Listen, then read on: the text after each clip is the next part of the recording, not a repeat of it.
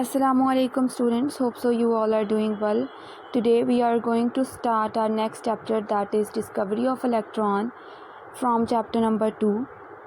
As we have already discussed the structure of atom in our previous lecture, जिसमें हमने ये देखा कि हमारे पास अगर हम बात करते हैं अपने एक एलिमेंट की, तो वो जो एलिमेंट है वो हमारे पास बना हुआ है, जो हमारे पास एलिमेंट होता है वो हमारे पास बनता है डिफरेंट तरह के एटम से। और अगर हम एटम्स की बात करें तो वो एटम्स हमें डाल्टन की थ्योरी बताई गई। डाल्टन ने हमें कहा कि जो हमारे पास हमारा एटम होता है वो एक सिंपलेस्ट पार्टिकल है, वो उसको फर्दर डिवाइड नहीं किया जा सकता। लेकिन 19वीं सेंचुरी के लास्ट पे जो एक्सपेरिमेंट्स हुए उनसे हमें ये बात मालूम हुई कि हमारे पास जो हमारा एटम है वो एक इनडिविजिबल पार्टिकल नहीं है, बल्कि वो डिविजिबल पार्टिकल है। वो किस तरह से पता किया गया कि जब उन्होंने डिस्चार्ज ट्यूब के अंदर एक्सपेरिमेंट्स कराए। डिस्चार्ज ट्यूब उनका नाम दिया गया डिस्चार्ज ट्यूब एक्सपेरिमेंट्स। और उसमें हमें दो बातें मालूम हुई कि एक ये कि हमारा जो एटम होता है उसके अंदर कोई नेगेटिवली चार्ज स्पीशीज़ मौजूद होती हैं। एक नेगेटिवली चार्ज स्पीशी होती है और एक पॉजिटिवली चार्ज्ड चीज़ होती है।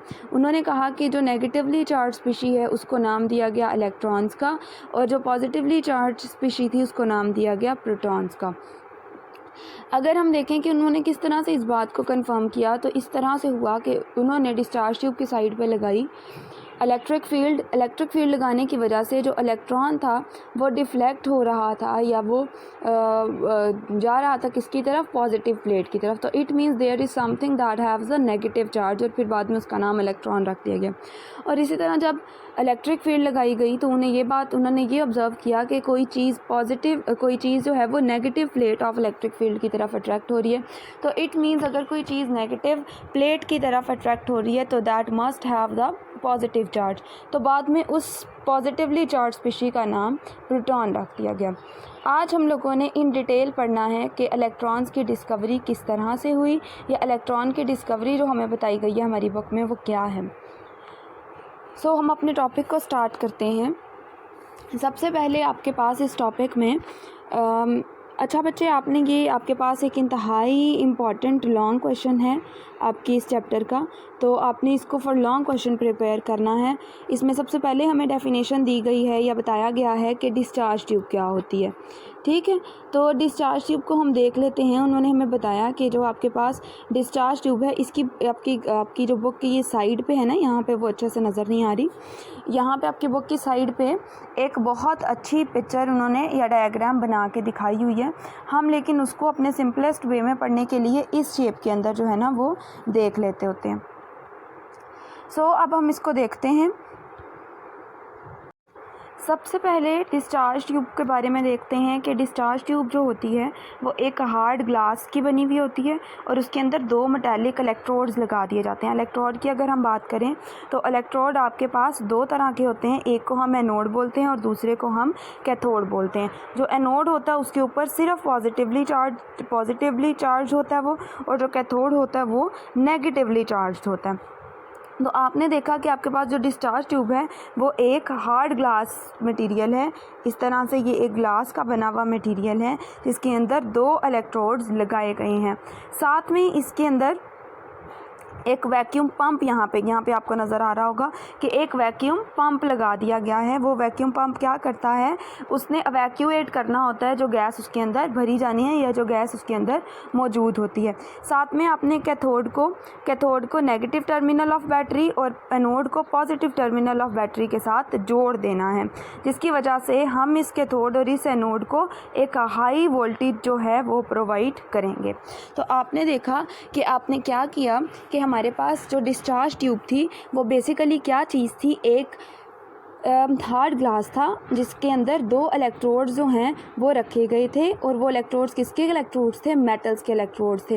इलेक्ट्रोड्स की बात करें तो इलेक्ट्रोड्स होते ही हमारे पास दो टाइप के हैं, एक को हम एनोड बोलते हैं और दूसरे को हम कैथोड बोलते हैं। अगर एनोड की बात करें तो उस पर पॉजिटिव चार्ज होता है, कैथोड की बात करें तो उसके ऊपर नेगेटिव चार्ज होता है। इसी तरह साथ में हमने एक वैक्यूम पंप रखा जिसने एवैक्यूएट करना था हमारी गैस को, जो गैस हमने इसके अंदर फिल करनी थी।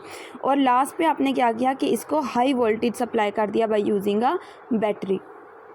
अब उन्होंने क्या कहा कि जैसे ही आप बैटरी का स्विच ऑन करोगे या जिस तरह से बैटरी के अंदर से करंट मूव करना शुरू होगा तो हम एक बात नोटिस करेंगे कि कुछ रेज़ हैं जो निकलती हैं यहाँ से कुछ रेज़ निकलेंगी और वो रेज़ जाके इस पॉजिटिव इलेक्ट्रोड के पीछे स्क्रीन से जाके टकराएंगी। ये जो स्क्रीन आपके पास बनी हुई थी यहाँ पे जाके टकराएंगी। जब ये टकराएंगी तो हमें एक चीज़ पे नज़र आएगी जो कि ग्लो की फॉर्म में होगी, जो कि लाइट की फॉर्म में होगी। एक मिनट, आपको मैं अभी इसकी ना दूसरी पिक्चर दिखाती हूँ, जो पिक्चर आपके पास यूज़ होनी है, जो पिक्चर आपके पास ये वाली यूज़ हुई हुई है। ये आप देखें कि यहाँ पे एक ग्लास बना हुआ है और यहाँ से कुछ एक स्ट्रेट लाइन में अगर आप देख सकते हो तो यहाँ पे आपको नज़र आ रहा होगा कि एक स्ट्रेट लाइन में एक रे निकल रही है और वो आगे जाके 3 जो रेज़ हैं उसके अंदर स्कैटर हो रही है। तो यहाँ पे ये यही बताने की कोशिश की जा रही है कि आपके पास एनोड से एक रे कैथोड से एक रे निकल रही है और जैसे ही वो अपना पॉजिटिव बैरियर क्रॉस करती है तो जाके आगे फ्रंट पे स्क्रीन के साथ जाके टकराती है तो वो एक ग्लो प्रोड्यूस करती है। अब बताया जाता है आपको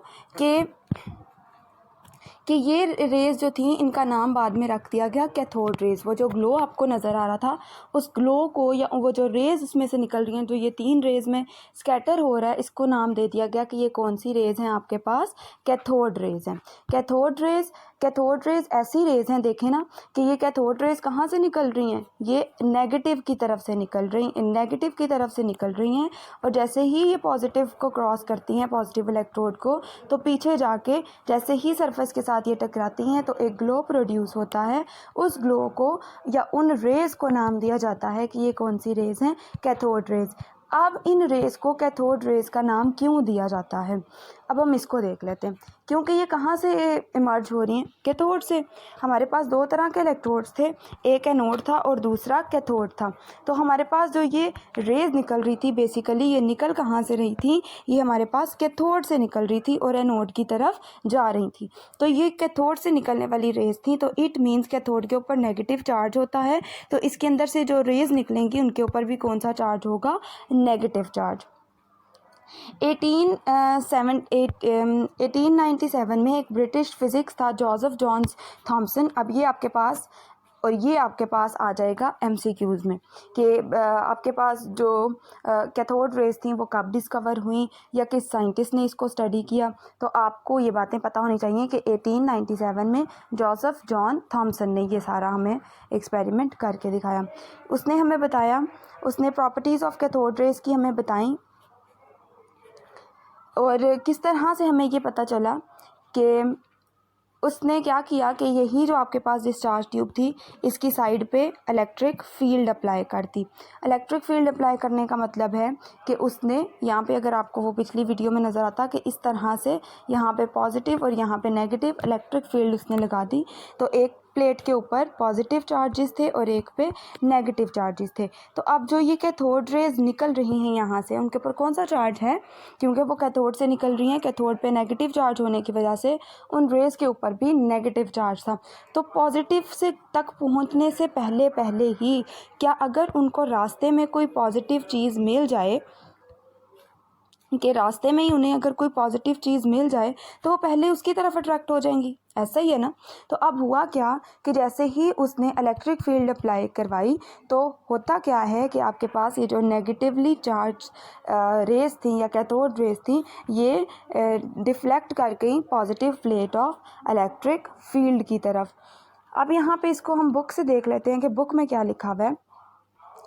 Joseph John Thomson studied the properties of cathode ray, passing them through a oppositely charged electric plates. उसने इलेक्ट्रिक प्लेट्स लगाई जिनके ऊपर ऑपोजिट चार्जेस थे, जिस तरह मैंने आपको यहाँ पे बताया कि एक पे पॉजिटिव चार्ज था और एक पे नेगेटिव चार्ज था।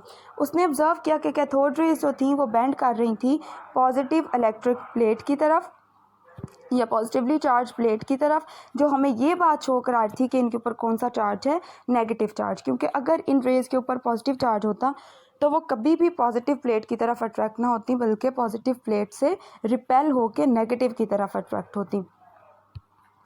इसी तरह थॉमसन्स ने इंस्टॉल किए उसने दो मैग्नेट्स इंस्टॉल किए इन दोनों साइड्स पे।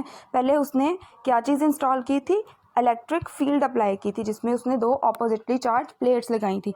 अब उसने क्या किया कि उसने दो मैग्नेट्स इसकी साइड पे रख दिए। तो उसने देखा कि ये जो रेस थी ये किसकी तरफ बेंड हो रही थी, डाइवर्जन शो कर रही थी मैग्नेट की तरफ। तो हमें इन दोनों बातों से ये बात पता चली कि हमारे पास जो हमारी कैथोड रेज हैं उन पे कौन सा चार्ज है, नेगेटिव चार्ज मौजूद है।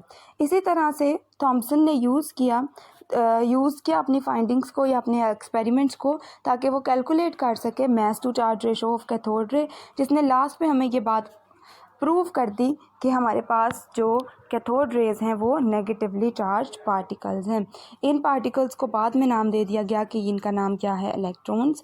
और फिर बाद में ये बात शो करा दी गई या ये बात साबित हो गई कि ये जो इलेक्ट्रॉन्स हैं ये दुनिया की हर एटम के अंदर या दुनिया में जितने भी एलिमेंट्स मौजूद हैं उनके अंदर ये इलेक्ट्रॉन्स मौजूद होते हैं। मतलब एलिमेंट्स किससे मिलके बनते हैं, एटम से, और एटम्स आगे फर्दर इन सब एटॉमिक पार्टिकल से। तो उन्होंने ये बात हमें बता दी कि ये जो इलेक्ट्रॉन थे ये एक पार्ट हैं सब एटॉमिक पार्टिकल्स का, and they are necessary to be present in the element. अब हम इस अपने टॉपिक को वाइंड अप कर लेते हैं एक बार। हमने सबसे पहले देखा कि डिस्चार्ज ट्यूब क्या होती है। डिस्चार्ज ट्यूब एक हार्ड ग्लास ट्यूब है जिसमें दो मेटालिक इलेक्ट्रोड्स लगाए गए हैं और एक वैक्यूम पंप लगाया गया है। वो क्यों लगाया गया है, ताकि हम गैस जो उसके अंदर प्रेजेंट है उसको वैक्यूएट कर सकें। इसी तरह हाई वोल्टेज जैसे ही अप्लाई करते हैं तो होता क्या है कि कुछ रेज़ निकलती हैं यहाँ से कैथोड से कुछ रेज़ निकलती हैं और वो रेज़ जाके एनोड की पीछे वाली सरफेस पे टकराती हैं। जैसे ही वो टकराएंगी तो आपको ग्लो नज़र आएगा। अब ये रेज़ इमिट होती हैं कैथोड से। इसी तरह अगर हम इन रेज़ की बात करें कि इन रेज़ को बाद में नाम दे दिया गया था कैथोड रेज़ का। 1897 में British physics Joseph John Thomson ने स्टडी किया प्रॉपर्टीज़ ऑफ कैथोड रेज़ को। उसने दो तरह से स्टडी किया, एक बार उसने इलेक्ट्रिक फील्ड अप्लाई की और दूसरी बार उसने मैग्नेटिक फील्ड अप्लाई की। तो जब उसने इलेक्ट्रिक फील्ड अप्लाई की तो इलेक्ट्रिक फील्ड में उसने दो ऑपोजिटली चार्ज प्लेट्स को रखा और उसने देखा कि हमारे पास जो कैथोड रेज़ थी वो डिफ्लेक्ट हो रही थी towards negatively charge plate of electric plate. इसी तरह उसने देखा कि जैसे ही उसने दो मैग्नेट्स को इंस्टॉल कराया तो आपके पास जो ये कैथोड रेज़ थी ये डाइवर्ट हो रही थी मैग्नेटिक फील्ड से। तो बाद में थॉमसन ने अपनी इस फाइंडिंग को या अपने इस एक्सपेरिमेंट्स को यूज़ किया कि वो कैलकुलेट करे mass to charge ratio find out करके उसको ये तीनों एक्सपेरिमेंट्स है, जो इलेक्ट्रिक फील्ड का एक्सपेरिमेंट उसने किया और जो उसने मैग्नेटिक फील्ड का एक्सपेरिमेंट किया और जो उसने मास टू चार्ज रेशो का एक्सपेरिमेंट किया, इन तीनों एक्सपेरिमेंट से उसको ये बात पता चल गई कि ये जो हमारे पास जो ये कैथोड रेज़ थी इनके ऊपर नेगेटिव चार्ज मौजूद था। और बाद में इन्हीं रेज़ का नाम चेंज करके इलेक्ट्रॉन्स रख दिया गया। और फिर हमें ये बात फिर ये बात शो हो गई कि ये जो इलेक्ट्रॉन्स हैं ये सब एटॉमिक पार्टिकल्स हैं जो सारे के सारे एलिमेंट्स में मौजूद होते हैं। Hope so the topic has clear to you all. अगर आपको वीडियो अच्छी लगी हो तो don't forget to subscribe, like और लास्टली अपने फ्रेंड्स और अपने फेलोज़ के साथ ज़रूर शेयर करें। मिलते हैं नेक्स्ट वीडियो में। अल्लाह हाफ़िज़।